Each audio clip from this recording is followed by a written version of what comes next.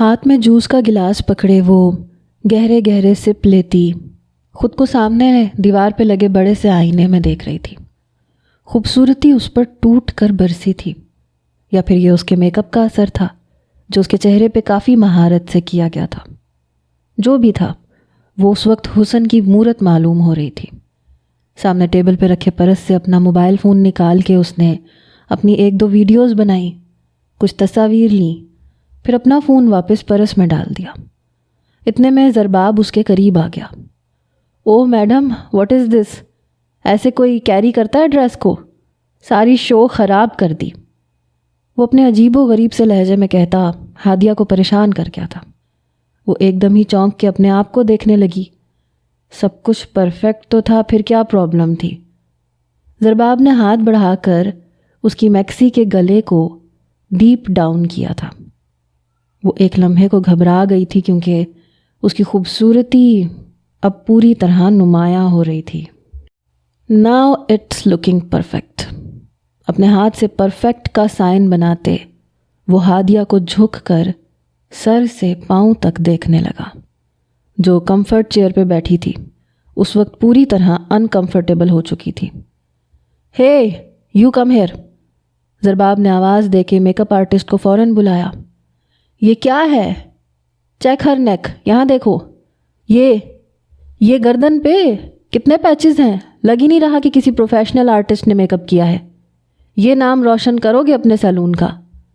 زرباب نے غصے میں اس میک اپ آرٹسٹ کو ڈانٹ پلائی۔ سر میں کیا کروں، میڈم نے گردن پہ ہاتھ نہیں لگانے دیا، میں نے بڑی مشکل سے یہ تھوڑا بہت بیس سیٹ کیا ہے۔ زرباب نے غصے بھری نظر ہادیہ پہ ڈالی تھی۔ What is your problem Hadiya? یہاں کوئی مذاق ہو رہا ہے؟ ڈریس کیری کرنا آتا ہے نہ میک اپ ڈھنگ سے کرواتی ہو، اس طرح بنو گی تم ماڈل؟ گل رانا کی سفارش نہ ہوتی تو کب کا تمہیں یہاں سے باہر کر چکا ہوتا۔ زرباب کا غصہ ایک دم ہی آسمان کو چھوا تھا اور ہادیہ کے ہوش اڑ گئے تھے۔ نو آئی ایم سوری۔ وہ گھبرا گئی تھی کہ کہیں اسے شو سے نکال ہی نہ دیا جائے۔ بڑی مشکل سے تو یہ چانس ملا تھا، ورنہ اس جیسی مڈل کلاس لڑکی کو اتنے ہائی پروفائل ڈیزائنر کے فیشن ویک میں ایک ریمپ واک مل جانا بڑی کمال کی بات تھی۔ وہ تو گل اس کی پکی سہیلی تھی جس نے اسے یہاں پہنچنے میں بڑی مدد کی تھی، ورنہ شوبز کی اس دنیا میں تو اسے کوئی جانتا تک نہ تھا۔ سیٹ کرو یہ بیس، زرباب نے غصے میں ہادیہ کی گردن کی جانب اشارہ کیا۔ میک اپ آرٹسٹ نے بڑی تیزی سے اس کے ڈھلکتے گلے کو اور بھی نیچے کی جانب کھینچا اور ہادیہ کا سانس اٹک گیا تھا، لیکن منہ سے کوئی لفظ نہ نکال سکی۔ جلدی سے ایک ٹاول اٹھا کر اس کی شرٹ میں ایڈجسٹ کرتے ہوئے میک اپ آرٹسٹ نے اپنی انگلیوں کو اس کی گردن پہ مسلنا شروع کیا۔ وہ تیزی سے بیس کو سیٹ کر رہا تھا، لیکن ہادیہ کو یہ سب کچھ انتہائی عجیب اور کراہیت آمیز لگ رہا تھا۔ یہ پہلی بار تھا جب اس کے وجود کو کسی غیر مرد نے اس طرح اپنی انگلیوں سے چھوا تھا۔ وہ سانس روکے کرسی کی پشت سے سر ٹکائے یہ سارا عمل ختم ہونے کا انتظار کر رہی تھی۔ میک اپ آرٹسٹ نے گردن سے کافی نیچے تک کے حصے کو فاؤنڈیشن سے کور کیا تھا۔ میم یہاں سے دوپٹہ ہٹائیں، میک اپ آرٹسٹ نے اسے کمر پہ پڑے دوپٹے کو ہٹانے کا کہا۔ اس میکسی کے ڈیزائن کچھ اس طرح کے تھے کہ جگہ جگہ کمر اور بیک سے کپڑا نہیں تھا، اور اسی لیے ہادیہ نے دوپٹہ ڈال رکھا تھا۔ مگر کیوں؟ وہ ایک دم پریشان ہوئی۔ ٹو ٹون دا اسکن نظر آ رہی ہے نا، منہ اور گردن الگ اور کمر الگ۔ یہاں بہت اعلیٰ کوالٹی کے کیمرے ہوتے ہیں جو ان سب چیزوں کو بہت جلدی کیپچر کرتے ہیں، اسی لیے کمر اور بیک کا بھی میک اپ کیا جاتا ہے۔ میک اپ آرٹسٹ نے برا سا منہ بناتے ہوئے اسے سمجھایا۔ شاید اسے غصہ آ رہا تھا کہ ایک نئی لڑکی کو اتنے بڑے فیشن شو کا حصہ کیوں بنایا گیا جو اسے ہاتھ تک نہیں لگانے دے رہی تھی، اور اسی وجہ سے اسے زرباب سے ڈانٹ پڑ رہی تھی۔ ہادیہ بہت زیادہ کنفیوز ہو رہی تھی، لیکن پھر اس نے دوپٹہ کمر کی جانب سے ہٹا دیا جہاں یو کی شیپ میں بڑے بڑے کٹ لگے ہوئے تھے۔ میک اپ آرٹسٹ نے جلدی سے فاؤنڈیشن لگا کے اپنی انگلیوں کو اس کی کمر پہ تیزی سے چلانا شروع کیا، اور ہادیہ کے تن بدن میں کرنٹ دوڑ گیا تھا۔ وہ جھٹکا کھا کے پیچھے ہٹی تھی۔ کیا میں خود اسے سیٹ کر سکتی ہوں؟ وہ بے اختیار ہی میک اپ آرٹسٹ سے پوچھ بیٹھی۔ میک اپ آرٹسٹ نے سیدھے کھڑے ہو کے غصے سے اسے دیکھا، کمر پہ ہاتھ رکھا۔ بی بی ایسا کرو تو ماڈلنگ چھوڑ کے میک اپ آرٹسٹ بن جاؤ۔ میک اپ کروا رہی ہو یا زرباب صاحب کو آواز دوں؟ اس بیچارے کے پاس وقت بہت کم تھا اور ہادیہ اسے جتنا پریشان کر رہی تھی اسی لیے وہ بری طرح چڑ چکا تھا۔ آئی ایم سوری، میں پہلی بار ایسی جگہ آئی ہوں۔ وہ جو بہت کانفیڈنٹ تھی اب پوری طرح اس کا کانفیڈنس جھاگ کی طرح بیٹھ گیا تھا۔ یہ دنیا تم جیسی لڑکیوں کے لیے نہیں ہے، بہتر یہ ہے کہ ابھی بھی وقت ہے، واپس لوٹ جاؤ۔ میک اپ آرٹسٹ نے اس کی کمر پہ تیزی سے انگلیاں چلاتے ہوئے اسے مشورہ دیا تھا۔ وہ جو ہر تھوڑی دیر بعد اس طرح اچھل رہی تھی جیسے کسی مچھلی کو پانی سے نکال کے باہر پھینک دیا جائے تو وہ تڑپنے لگتی ہے۔ تھوڑی دیر لگی اور پھر میک اپ مکمل ہو گیا، لیکن ہادیہ کے اندر کی جھجک ختم نہ ہوئی۔ اب تو وہ بغیر دوپٹے کے اس لانگ ٹیل میکسی میں کھڑی تھی جس کا نہ صرف گلا گہرا تھا بلکہ جگہ جگہ کے کٹ سے اس کا وجود بھی نمایاں ہو رہا تھا۔ آئینے کے سامنے کھڑی وہ خود سے ہی نظر نہیں ملا پا رہی تھی۔ ریمپ واک پر اتنے لوگوں کے درمیان کیسے چلتی؟ اس نے کافی پریکٹس کی تھی، وہ 1 ہفتے سے یہاں ریہرسل پہ بھی آ رہی تھی، لیکن یہ ڈریس اس نے پہلی بار کیری کیا تھا۔ کم آن گرلز، لائٹس بند ہونے والی ہیں، سب اپنی اپنی جگہ سیٹ کریں اور بیک ٹو بیک آنا شروع کریں، کسی سے کوئی غلطی نہیں ہونی چاہیے۔ سارا میڈیا جمع ہے، یہ فراز آفریدی کا شو ہے، ساری انڈسٹری کی نظر اس شو پہ ہوتی ہے، سمجھ رہے ہیں آپ لوگ؟ زرباب کی آواز تیز گونجی جو اس پورے ایونٹ کو آرگنائز کر رہا تھا۔ ہادیہ نے گھبرا کے اسے دیکھا تھا۔ سب ماڈلز نے تیزی سے اپنی جگہیں سیٹ کی۔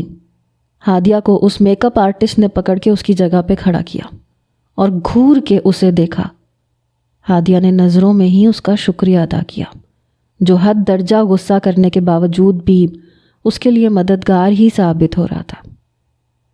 3، 2، 1 ایک کے بعد ایک ماڈل اسٹیج کا رخ کرنے لگی۔ ہادیہ کا دل تیزی سے دھڑکنے لگا۔ گلرانہ بھاگتی دوڑتی اس تک پہنچی، وہ آنے میں لیٹ ہو گئی تھی۔ کہاں رہ گئی تھی یار، باری آنے والی ہے میری۔ ہادیہ نے اس کا ہاتھ پکڑا۔ سوری یار، ٹریفک بہت زیادہ تھا، دیکھو میں تمہیں یہیں تک پہنچا سکتی تھی، آگے کا سفر تمہیں خود طے کرنا ہے۔ یہ زرباب میری خالہ کا دیور نہ ہوتا تو شاید میں تمہیں یہاں تک بھی نہ پہنچا سکتی۔ ہادیہ کے ٹھنڈے ہاتھوں کو اپنے ہاتھوں میں جکڑتے گلرانہ نے اسے کانفیڈنس دیا تھا کہ وہ کر سکتی ہے۔ وہ سب تو ٹھیک ہے لیکن یہ ڈریس کیسا ہے؟ تم نے تو کہا تھا کہ وہ مجھے سب سے ڈیسنٹ کپڑے دیں گے۔ ہادیہ بہت زیادہ انکمفرٹیبل فیل کر رہی تھی۔ یہ سب سے زیادہ ڈیسنٹ ہے، باقی سب کو دیکھا نہیں ہے تم نے؟ گلرانہ زور سے ہنسی تھی۔ ہادیہ نے ایک نظر اپنے ارد گرد دوڑائی تو اسے گلرانہ کی بات صحیح ہی معلوم ہوئی۔ کسی کی آدھی چولی نہیں تھی، کسی کا آدھا اسکرٹ نہیں تھا، عجیب و غریب سا کپڑوں کا کمبینیشن تھا جو اس کی سمجھ سے باہر تھا۔ ایسے کپڑے کون پہنتا ہے؟ ہادیہ اب بھی بہت زیادہ حیران تھی کہ فیشن شو میں عجیب و غریب قسم کے لباس کیوں بنائے جاتے ہیں۔ اگر اتنا ہی برا لگتا ہے تو پھر ماڈل بننے کا شوق کیوں چڑھا؟ چل واپس گھر۔ گلرانہ نے اسے ہاتھ سے پکڑ کے کھینچا تھا۔ ارے یار گل، ہادیہ اپنی جگہ پہ رک گئی تھی۔ کم آن ہادیہ، گو، بی کانفیڈنٹ۔ زرباب کی آواز پہ اس نے ایک نظر گلرانہ پہ ڈالی، دونوں ہاتھ کمر پہ ٹکائے اور 6 انچ کی ہیل پہنے ٹک ٹک کرتی وہ اسٹیج پہ پہنچی۔ دل کسی معصوم چھوٹے بچے کی طرح سہما ہوا تھا۔ دوسرے ہی قدم پر سارے فلیشز کا سامنا اس کی آنکھوں نے کیا۔ دل نے جیسے دھڑکنا چھوڑ دیا۔ بچپن کا کوئی خواب پورا ہو رہا تھا۔ سامنے بیٹھے لوگوں کی نگاہیں اس پہ جمی تھیں اور وہ بہت خود اعتمادی سے اپنا ایک ایک قدم بڑھا رہی تھی۔ اسٹیج کے سب سے آخری سرے پہ پہنچ کے اس نے اپنے دونوں ہاتھوں کو کمر پہ ٹکائے، گردن کو پیچھے کی جانب چھوڑتے پوز دیا تھا۔ فلیشز نے اس کا بھرپور احاطہ کیا۔ اس کے چہرے پہ دھیمی سی مسکراہٹ آئی اور ڈمپل نمایاں ہوا۔ بلا شبہ وہ سب سے خوبصورت اور حسین نظر آ رہی تھی۔ وہ ٹاپ ماڈل نہیں تھی، لیکن پھر بھی اسے دیکھنے والوں کی آنکھوں میں بھرپور ستائش تھی۔ ایک طائرانہ نگاہ وہاں موجود لوگوں پہ ڈالتے وہ اسی خود اعتمادی سے واپس لوٹی۔ بظاہر وہ خود اعتماد تھی، لیکن کہیں نہ کہیں اس کا دل اندر ہی اندر ڈول رہا تھا۔ وہ خدا سے دعا کر رہی تھی کہ کوئی بھی فوٹو شوٹ اس کے گھر والوں کے ہاتھ نہ لگ جائے۔ ویسے تو اس کے گھر والے انتہائی مذہبی تھے اور ان کا ایسے کسی فوٹو شوٹ سے دور دور تک کا کوئی تعلق نہیں تھا، لیکن پھر بھی اس نے خدا سے دعا مانگی تھی اور واپس میک اپ روم میں پہنچ گئی تھی۔ واہ ہادیہ، آج تو تم نے کمال کر دیا، عزت رکھ لی میری۔ گل رانا نے اسے گلے سے لگایا اور پوری طرح اچھلنے لگی۔ اس میک اپ آرٹسٹ نے بھی قریب آ کے اسے مبارکباد دی تھی۔ یقین نہیں آ رہا مجھے کہ آپ اتنا اچھا بھی کر سکتی ہیں۔ اب کی بار اس کا لہجہ بہت نرم تھا۔ شاید اس کی ساری ٹینشن ختم ہو چکی تھی، کیونکہ ساری ماڈلز ریڈی تھیں اور ریمپ واک پورے زور و شور سے جاری تھی۔ وہ اپنا کام انجام دے چکا تھا، اسی لیے اس کے چہرے پہ مسکراہٹ تھی۔ ہادیہ نے مسکرا کے اس کا بھی شکریہ ادا کیا اور وہ دوبارہ واپس اپنے کاموں میں مصروف ہو گیا۔ وہ بہت تیزی سے اپنا سامان سمیٹ رہا تھا۔ کچھ دیر بعد ہادیہ نے کپڑے چینج کیے اور وہ گل رانا کے ساتھ پچھلی سائیڈ سے باہر نکل آئی۔ وہ نہ صرف بہت زیادہ خوش تھی، بلکہ ہاتھ کے ہاتھ پیسے مل جانے پہ اس نے گل رانا کو پارٹی دینے کا بھی ارادہ کیا تھا۔ جب پارٹی ہی دینی ہے تو پھر ابھی دو نا۔ گل اس کے آگے اچھلی۔ پتہ نہیں ہے کیا کہ گھر واپس جانا ہے؟ ابا جان اگر گھر لوٹ آئے اور انہیں پتہ چل گیا کہ ان کی پیاری بیٹی ہادیہ گھر پہ نہیں ہے تو مصیبت آ جائے گی۔ ویسے بھی شام کے 7 بج رہے ہیں۔ یہ شکر ہے کہ یہ فیشن ویک صرف دوپہر میں ہی ہوتے ہیں، ورنہ تو میں کسی طرح بھی حصہ نہ لے پاتی۔ ہادیہ نے شکر ادا کرتے اپنے ہاتھ میں پکڑے نوٹ دیکھے تھے۔ یہ میری زندگی کی پہلی کمائی ہے۔ اس کے چہرے پہ مسکراہٹ گہری ہوتی چلی گئی۔ دیکھنا تم بہت بڑی ماڈل بنو گی، پھر تمہیں کسی کے سہارے کی ضرورت نہیں ہوگی۔ بس مشہور ہونے کے بعد مجھے بھول مت جانا۔ گل رانا نے ٹیڑھا سا منہ بنایا تھا اور ہادیہ زور سے ہنسی تھی۔ نہیں بھولتی تمہیں۔ گڈ گرل، گل نے اس کا شانہ تھپکا۔ گل تم بھی میرے ساتھ ماڈلنگ کیوں نہیں کرتی؟ ہادیہ اسے بھی اپنے ساتھ ماڈل بنتے دیکھنا چاہتی تھی۔ یار میری ہائٹ دیکھی ہے، کہاں تم 6 فٹ کی لڑکی اور کہاں میں 5 فٹ سے بھی نیچے کی۔ مجھ جیسی لڑکی کو بھلا کون ماڈل بنائے گا؟ چلتے چلتے وہ دونوں پارکنگ تک پہنچے۔ یہاں کافی ساری گاڑیاں تھیں۔ شہر کے بڑے بڑے لوگ، میڈیا ہاؤسز والے اس فیشن شو میں شرکت کے لیے آئے ہوئے تھے۔ آخر کو یہ فراز آفریدی کا شو تھا، شہر کا سب سے مشہور ڈیزائنر، جس کے کپڑے باہر ملکوں میں بھی اتنے ہی مقبول تھے جتنے اپنے دیس میں۔ ہادیہ کو تو لگ رہا تھا جیسے یہ سب کوئی سپنا ہو، اس نے کوئی خواب دیکھا ہو۔ گل رانا کی چھوٹی سی گاڑی میں بیٹھتے اس نے جلدی سے گاڑی کی پچھلی سیٹ سے شاپر اٹھا کے اپنا برقع پہنا اور پھر سر پہ حجاب باندھنے لگی تھی۔ گل رانا نے یہ دیکھا تو زور سے ہنسی۔ واہ میری نیک پروین بی بی، لگ ہی نہیں رہا کہ ابھی تم اس ہاٹ میکسی میں وہ ریمپ واک کر کے آئی ہو۔ کیا کروں، ابا جان کی وجہ سے نا بس زبردستی یہ تھان لپیٹنا پڑتا ہے۔ ہادیہ نے منہ بنا کے جواب دیا تھا۔ وہ اپنے چہرے کو پوری طرح نقاب میں چھپا چکی تھی۔ ویسے یار ہادیہ، تو اتنی ہاٹ ہے، مجھے تو خود یقین نہیں آ رہا تھا۔ اس میکسی میں تو غضب ڈھا رہی تھی، اس برقعے میں تو تیری ساری خوبصورتی چھپ جاتی ہے۔ گل رانا نے اس کی تعریف کی تھی اور وہ بس خاموش بیٹھی رہی تھی۔ اسے بھی خود کو چھپانا، اپنی خوبصورتی کو ڈھانک کے رکھنا پسند نہیں تھا۔ وہ دنیا کو اپنا حسن دکھانا چاہتی تھی، اپنا دراز قد، اپنی گوری رنگت، گالوں پہ پڑتے ڈمپل۔ وہ دنیا کو اپنا اسیر بنانا چاہتی تھی۔ اسے معلوم تھا کہ اس پہ پڑنے والی نظریں ہمیشہ کے لیے اس کی ہو سکتی ہیں، لیکن اس کے گھر میں بہت زیادہ پابندیاں تھیں اور انہی پابندیوں سے وہ ہمیشہ سے نفرت کرتی آئی تھی۔ اگر اس کے گھر والوں کو پتہ چل جاتا کہ اس نے ماڈلنگ کی دنیا میں قدم رکھا ہے تو شاید اس کے ابا جان یا تو ہارٹ اٹیک سے مر جاتے یا پھر خود اپنے ہاتھوں سے اسے مار دیتے۔ اسی لیے کسی بھی طرح اسے اپنی اس دوسری دنیا کو اپنے گھر کی دنیا سے چھپانا تھا۔ یار گل، بہت دیر ہو چکی ہے، اب تمہیں میرے ساتھ اندر چلنا ہوگا اور اماں کو مطمئن کرنا ہوگا کہ تمہارے گھر پہ دیر ہوئی ہے، ورنہ اماں 1000 سوال پوچھیں گی۔ دروازے کے قریب پہنچتے ہادیہ کی جان نکلی تھی، کیونکہ گھڑی نے رات کے 8 بجا دیے تھے۔ یار ابا عشاء کی نماز پڑھ کے واپس نہ آ گئے ہوں، اللہ کرے کسی نے کوئی مسئلہ پوچھ لیا ہو اور ابا مسجد میں ہی بیٹھ گئے ہوں۔ ہادیہ نے دل سے دعا مانگی تھی۔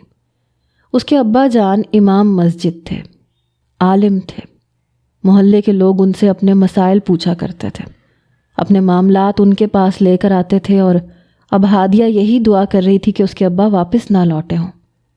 ڈرتے ڈرتے وہ گھر کے اندر داخل ہوئی تو اس کے ابا گھر میں موجود نہ تھے، البتہ اماں پریشانی سے اس کی جانب دیکھ رہی تھی۔ ہادیہ اتنی دیر کہاں لگا دی؟ اگر تمہارے ابا آتے تو میں کیا جواب دیتی؟ اس سے پہلے کہ ہادیہ کچھ کہتی، اس کے پیچھے گھر میں داخل ہوتی گل رانا بول پڑی۔ آنٹی وہ دراصل میرے گھر میں دیر ہو گئی تھی، اماں نے زبردستی ہادیہ کو کھانے پہ روک لیا تھا، اسی لیے میں خود اسے چھوڑنے آئی ہوں۔ گلرانا کی بات پر ہادیہ کی اماں خاموش ہو گئی۔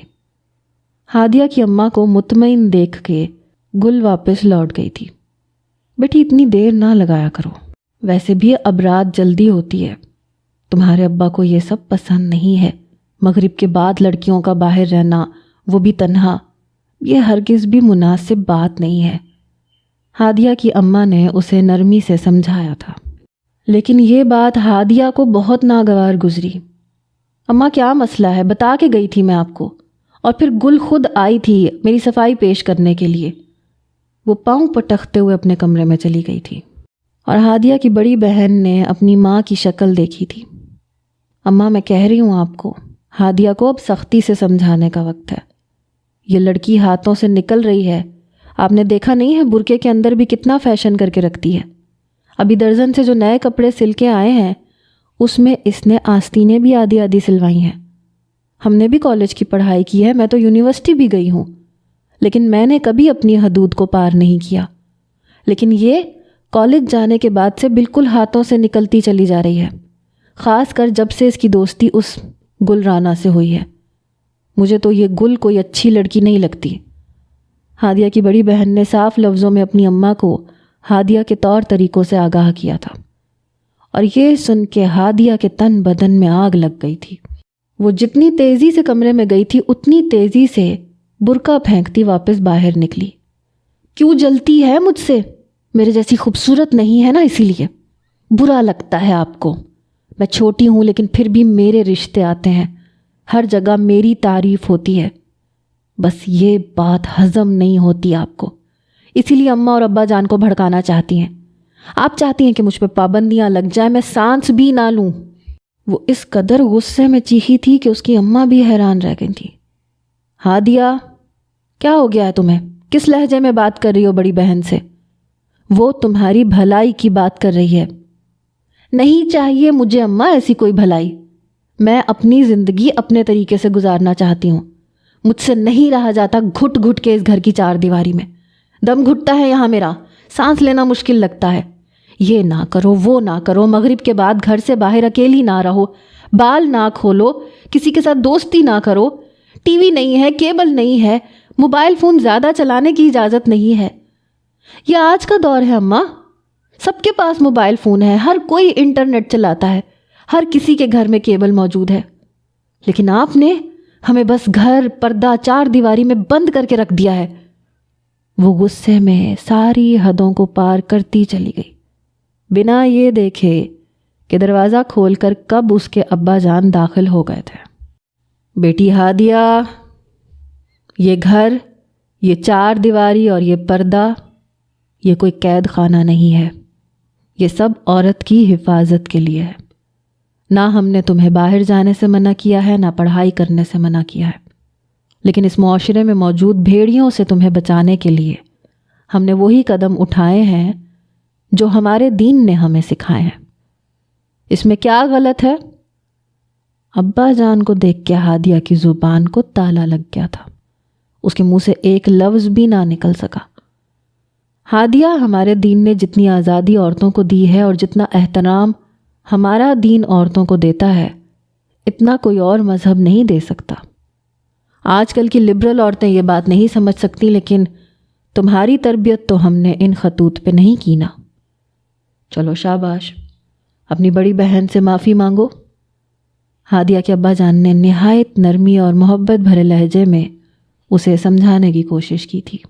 اس کا دل تو گوارا نہیں کرتا تھا، لیکن ابا کے حکم پہ اس نے اپنی بڑی بہن نازیہ سے معافی مانگ لی تھی اور پھر دوبارہ اپنے کمرے میں جا کر بند ہو گئی تھی۔ نہ رات کا کھانا کھایا تھا، نہ پڑھائی کی تھی۔ ایسے ہی 2 گھنٹے گزر گئے، چادر میں منہ دیے وہ خاموشی سے لیٹی ہوئی تھی۔ آج اتنا اچھا دن گزرا تھا اور گھر آتے ہی وہی سب کچھ شروع ہو گیا تھا جو اسے بالکل پسند نہیں تھا۔ پھر اچانک اس کے موبائل فون پہ کال آنے لگی۔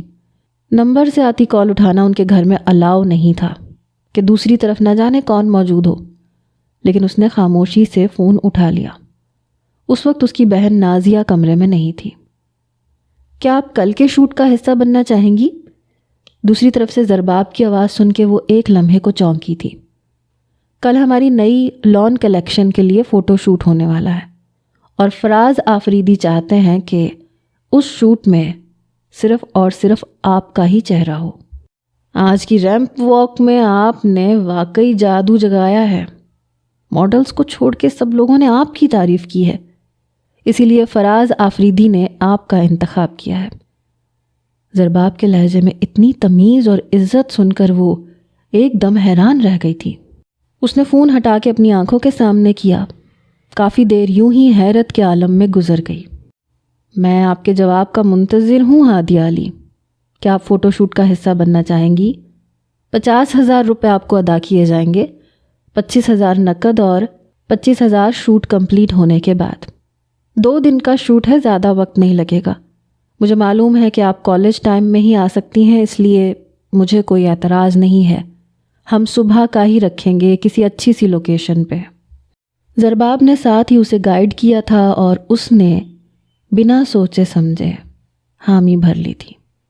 اس کا خیال تھا کہ یہ اس کی زندگی کا وہ سنہرا موقع ہے جو اسے ہرگز بھی نہیں چھوڑنا چاہیے، لیکن اسے معلوم نہیں تھا کہ یہ سنہرا موقع نہیں تھا، یہ ایک ایسا مایا جال تھا جس میں وہ ہمیشہ کے لیے پھنسنے جا رہی تھی۔ ٹھیک ہے، میں کل وقت پہ پہنچ جاؤں گی۔ خوشی سے وہ پوری طرح نہال تھی، ساری رات ٹھیک سے سو بھی نہیں سکی۔ وہ پہلی فرصت میں یہ بات گل کو بتانا چاہتی تھی، لیکن گل کا نمبر ہی بند آ رہا تھا۔ اگلی صبح وہ اپنے نقاب اور برقعے کو پوری طرح سے کر کے گھر سے باہر نکلی۔ اس کی اماں نے اسے اپنی دعاؤں کے حصار میں رخصت کیا، لیکن وہ کالج کے دروازے پہ پہنچ کے اندر نہ گئی، بلکہ وہیں کھڑے ہو کر گل کا انتظار کرنے لگی۔ پھر کچھ ہی دیر میں گل اپنی گاڑی میں کالج پہنچی۔ اسے باہر کھڑا دیکھ کے وہ حیرانی سے پوچھنے لگی، ہادیہ، آج کیا باہر ہی پڑھائی ہونی ہے؟ ہادیہ اچھل کے گل کے گلے لگی۔ پاگل تو نہیں ہو گئی ہو ہادیہ، سب لوگ دیکھ رہے ہیں۔ ہادیہ کو یوں بچوں کی طرح اچھلتا دیکھ کے گل پریشان ہوئی، کیونکہ وہ لمبی چوڑی لڑکی برقع پہنے اس وقت سب کی نظروں کا مرکز بننے والی تھی۔ بات ہی ایسی ہے، تجھے بتاؤں گی تو تو بھی اچھلنے لگے گی۔ پھر ہادیہ نے گل کو زرباب سے ہونے والی ساری تفصیل سنا دی، جسے سن کے گل خود بھی ناچنے لگی۔ چل بتا پھر کہاں جانا ہے، شوٹ کہاں ہے، میں تجھے خود لے کے جاؤں گی۔ گل نے جلدی سے ہادیہ کو اپنی گاڑی میں بٹھایا۔ زرباب ہادیہ کو لوکیشن بھیج چکا تھا۔ کچھ ہی دیر بعد وہ دونوں اس لوکیشن پر پہنچ گئے تھے۔ وہ ایک بہت بڑا سا گارڈن تھا جہاں پورا سیٹ لگایا گیا تھا۔ زرباب نے ہادیہ کو کچھ ڈریسز دیے تھے، ساتھ ہی ماڈلنگ کی بریفنگ بھی دینے لگا تھا، لیکن بریفنگ سننے کے بجائے ہادیہ کی نظر ان ڈریسز پہ ٹک گئی تھی۔ اسے بتایا گیا تھا کہ لان کے کپڑوں کا فوٹو شوٹ ہے، تو اسے لگا تھا کہ 3 پیس شلوار قمیض ہوں گے، لیکن یہ تو ان اسٹچڈ کپڑے تھے، بغیر سلے ہوئے۔ اسے کسی تھان کی طرح جسم پہ لپیٹنا تھا اور فوٹو شوٹ کروانا تھا، اور یہ بات ہادیہ کو پریشان کر گئی تھی۔ وہ پریشانی سے گل کا چہرہ دیکھ رہی تھی، جو بس پھٹی پھٹی نگاہوں سے اس عالی شان سیٹ کو دیکھنے میں مصروف تھی۔ کیا بات ہے ہادیہ، کوئی پریشانی ہے؟ زرباب نے اس کے چہرے کے اتار چڑھاؤ کو نوٹس کیا۔ یہ تو ان اسٹچڈ کپڑے ہیں۔ اس نے زرباب کے سامنے وہ کپڑا رکھا جو اسے پہننا تھا۔ جی بے فکر رہیں، یہ جو شرٹ کا کپڑا ہے اسے ہم شولڈر سے نیچے پن کے ذریعے سینے پہ سیٹ کر دیں گے، پوری پنوں کے ذریعے۔ یہ آپ کے گھٹنوں سے نیچے تک آئے گا اور پیچھے لہراتا ہوا جائے گا۔ دوپٹہ پیچھے درخت پہ لٹکا ہوا ہوگا اور ٹراؤزر کے کپڑے کا ہم فلاور جیسا بنا کے نیچے گراس پہ رکھ دیں گے یا پھر کسی رسی پہ ڈال کے لہرا دیں گے۔ وہ سب ہم ایڈیٹنگ کرتے وقت ایڈ کریں گے۔ فی الحال آپ کو ریڈی کرنا ہے۔ ہادیہ کو کچھ سمجھ میں نہیں آ رہا تھا کہ کیا کرے، لیکن یہ کپڑا دیکھنے سے پہلے اس نے وہ کانٹریکٹ سائن کر لیا تھا جو 10 پیجز پہ مشتمل تھا اور جس کے تحت وہ اس شوٹ کو درمیان میں سے چھوڑ کے نہیں جا سکتی تھی۔ کچھ ہی دیر بعد زرباب نے اسے آواز دے کے ایک لڑکے کو بلایا جسے ہادیہ کی مدد کرنی تھی اس کپڑے کو اپنے جسم پہ لپیٹنے کے لیے۔ ہادیہ کو اپنے ساتھ وینٹی وین میں لے جاؤ اور تیار کر کے باہر لاؤ، اس نے اس لڑکے کو ہدایت دی، اور ہادیہ کے ہوش اڑے تھے۔ یہ اس کے ساتھ میں کپڑے کیسے چینج کروں گی؟ ہادیہ بے یقینی کی کیفیت میں بول رہی تھی۔ میڈم وقت کم ہے، کام زیادہ ہے، وینٹی روم میں واش روم موجود ہے، آپ اپنا ڈریس ایک سائڈ پہ رکھ دیجیے گا، اس کپڑے کو جیسے سمجھ میں آئے لپیٹ لیجیے گا، باقی کی پنیں یہ لڑکا سیٹ کر دے گا، سمجھ رہی ہیں نا؟ Now go. زرباب کے سخت لہجے پہ ہادیہ خاموشی سے وینٹی وین کے اندر چلی گئی۔ اس نے اپنا یونیفارم وینٹی وین میں ہی ایک سائڈ پہ چینج کیا، پھر اس کپڑے کو جیسے تیسے چادر کی طرح لپیٹ لیا۔ وہ واش روم سے باہر نکلی تو سامنے ہی وہ لڑکا کھڑا تھا جس نے وہ کپڑا اس کے وجود پر ایڈجسٹ کرنا تھا۔ ہاتھوں میں پنیں اٹھائے وہ ہادیہ کے قریب آیا۔ اس نے وہ تھان جیسا کپڑا اپنے ہاتھوں سے ہادیہ کی کمر پہ پوری طرح فکس کرنے کے بعد ایک پن لگائی، لیکن ہادیہ کو اس وقت بے انتہا شرم محسوس ہو رہی تھی۔ ایک غیر مرد اس کے نہ صرف قریب تھا بلکہ اس کے کپڑوں کو چھو رہا تھا، پنیں لگا رہا تھا، اور وہ بھی اس طرح کہ وہ اوپر کی جانب سے برہنہ حالت میں تھی، لیکن اب نہ وہ پیچھے ہٹ سکتی تھی اور نہ انکار کر سکتی تھی۔ کانٹریکٹ کے کلوز کے تحت اگر وہ ایسا کچھ بھی کرتی تو اس پر 2 لاکھ روپے کا جرمانہ عائد ہوتا۔ گل تو نہ جانے کہاں سیٹ کی خوبصورتی میں کھوئی ہوئی تھی، لیکن وہ اس وقت اس کپڑے کے ساتھ جونجنے میں مصروف تھی۔ کچھ ہی دیر بعد اس لڑکے نے اس کپڑے کو اس کے سینے سے لے کر اس کے گھٹنوں تک سیٹ کر دیا تھا، پھر اسے گاڑی سے باہر نکالا۔ بے انتہا شرم محسوس کرتی، نظریں جھکائے وہ ان بہت سارے مردوں کے بیچ میں سے پہنچی۔ اس کے آدھے پاؤں کھلے تھے، آدھا سینہ کھلا تھا، ساتھ ہی بالوں کا اونچا سا جوڑا بنایا گیا تھا۔ اس چیئر پہ بیٹھ جائے میڈم، آپ میک اپ آرٹسٹ ابھی آپ کو ریڈی کر دیتا ہے۔ زرباب نے اسے ایک چیئر پہ بٹھا دیا، پھر وہی لڑکا اس کے پاس چلا آیا جس نے اسے اس دن تیار کیا تھا۔ ہادیہ کو دیکھ کے اس لڑکے کی آنکھیں حیرت سے پھیل گئیں۔ اس دن تمہارا دل نہیں بھرا تھا جو آج تم اس شوٹ پہ آ گئی ہو؟ شریف گھرانے کی لگتی ہو، یہ سب کیا کر رہی ہو؟ وہ حیرانگی سے پوچھ رہا تھا، اور ہادیہ کی آنکھوں میں نمی اترنے لگی۔ وہ میں نے کانٹریکٹ پڑھے بنا سائن کر دیا تھا، اب کچھ نہیں ہو سکتا۔ وہ تقریباً رو دینے کو تھی۔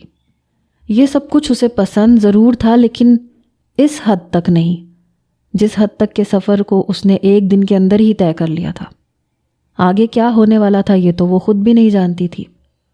میک اپ آرٹسٹ نے تیزی سے اس کی گردن پہ اس کے پیروں پہ ہاتھ چلانا شروع کر دیا۔ سر سے پاؤں تک اسے میک اپ میں ڈھالنا تھا۔ اتنے میں ایک بڑی سی سیاہ گاڑی آ کے رکی۔ فراز آفریدی گاڑی کا دروازہ کھولتے باہر آیا۔ دور سے ہی اس کی نظریں ہادیہ پہ جم گئیں۔